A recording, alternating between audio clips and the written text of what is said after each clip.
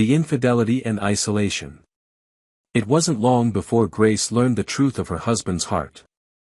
Michael was cold and distant, often gone for days under the pretext of business.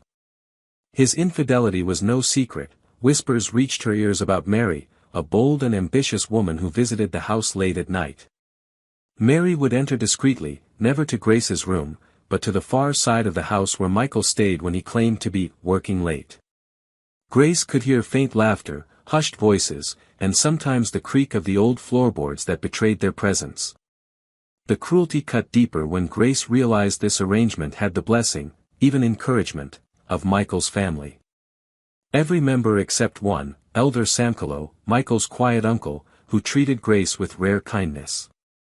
Anne, a young woman from the poor family next door, often visited Grace when she had been left alone with piles of laundry to wash at the river. And was the first to hint at the truth, quietly telling Grace she had seen Michael and Mary together, hoping to open Grace's eyes.